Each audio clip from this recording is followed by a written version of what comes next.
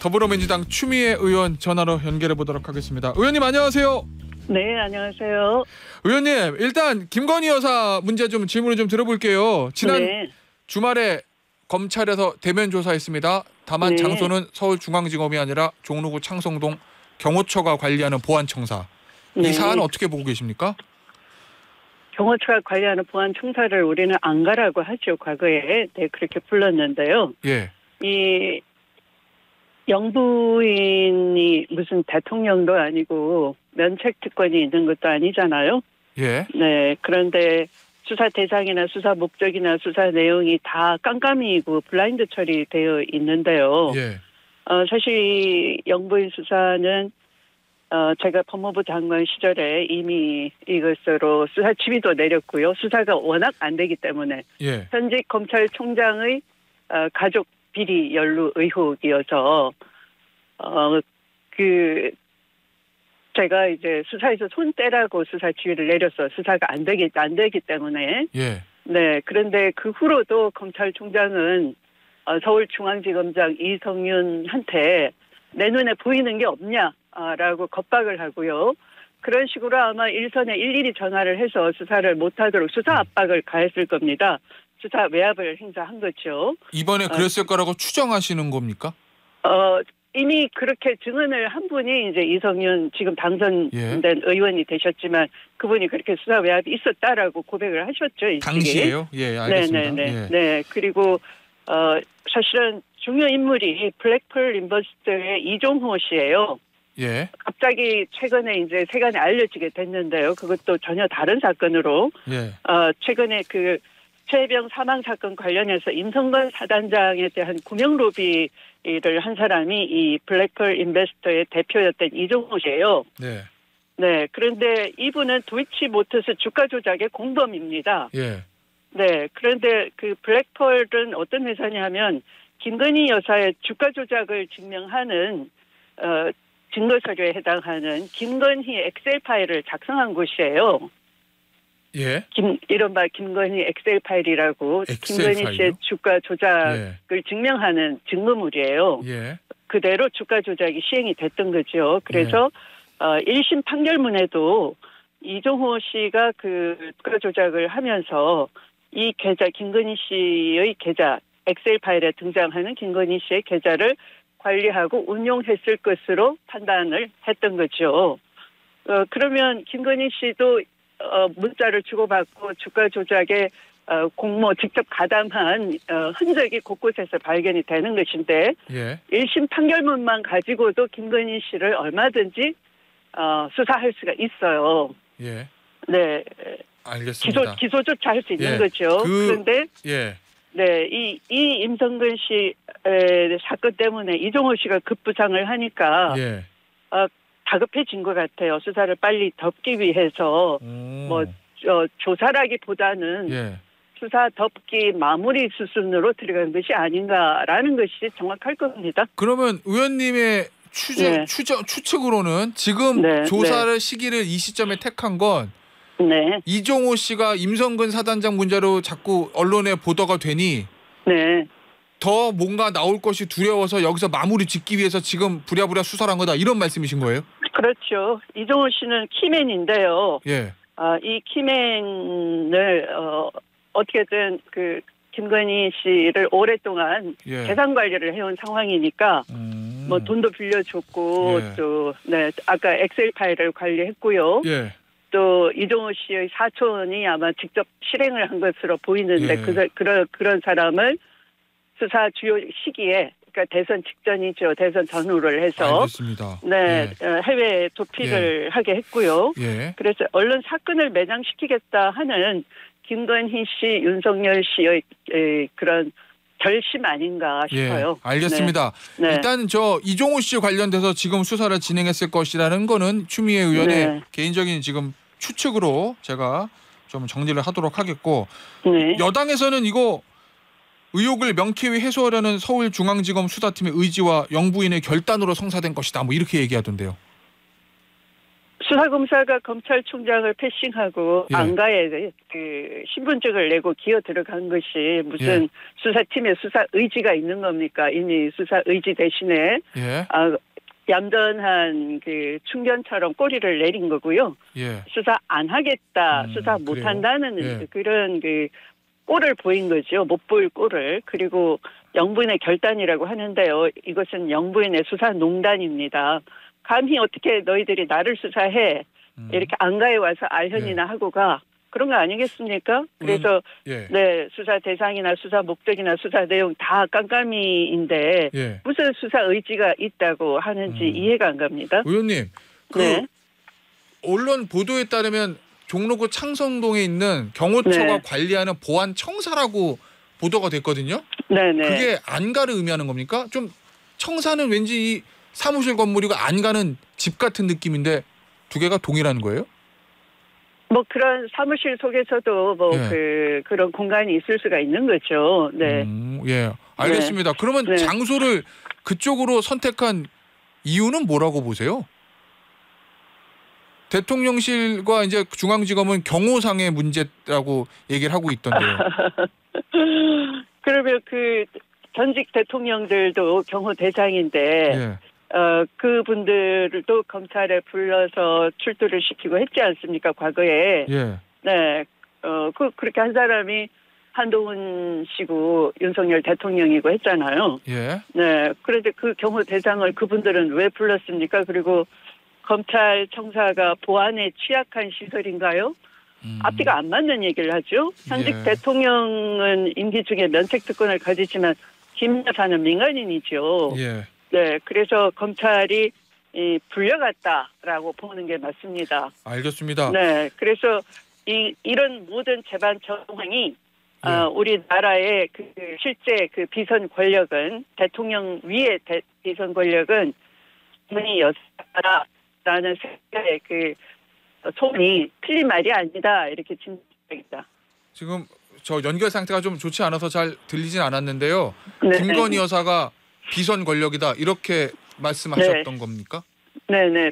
선출되지 않은 비선 권력으로서 김건희 여사가 실제 V1이다라는 세간의 평가가 맞겠다 이런 생각입니다.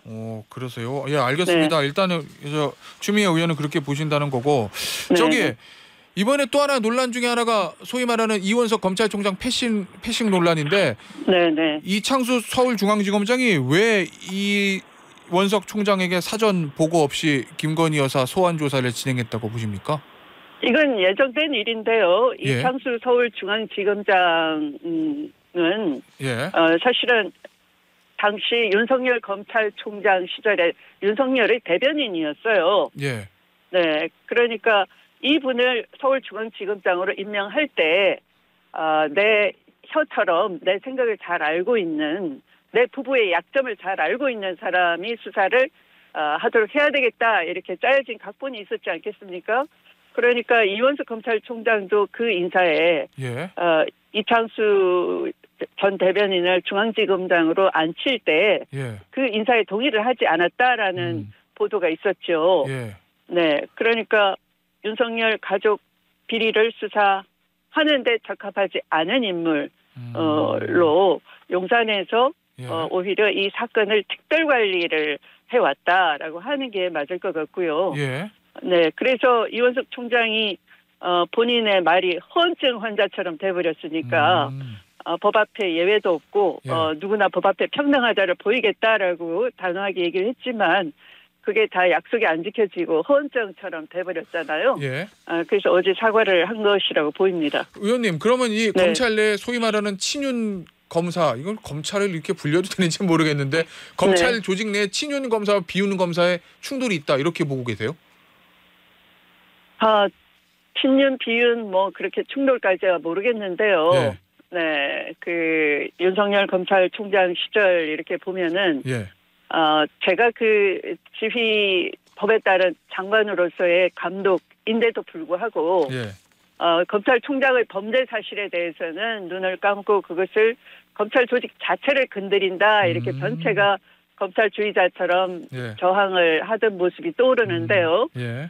지금 검찰이 자신들이 왜 검사인지 를 자기 정체성을 생각한다 그러면 침묵해서는 안 되는 것이죠. 그게 친윤 비윤의 문제가 아니라 검찰의 양심은 어디 갔습니까? 도대체 그 안가에 불려 들어가서 신분증 내고 그 조사도 아닌 뭐 차 한잔 마시고 왔는지 모르겠는데 그렇게 시간 보내고 와가지고도 그것을 검찰의 수사 의지가 돋보였다. 알겠습니다. 이렇게 거짓말을 할 수 있습니까? 네, 창피한 일 아닙니까? 아마 검찰 역사의 가장 수치스러운 일로 기록될 것입니다. 의원님, 근데 서울중앙지검에서는 의원님이 예전에 법무부 장관이실 때 당시 윤석열 총장에게 했던 수사지휘권 배제 이것 때문에 이원석 총장에게 사전 보고하지 못했다 이렇게 얘기하던데요.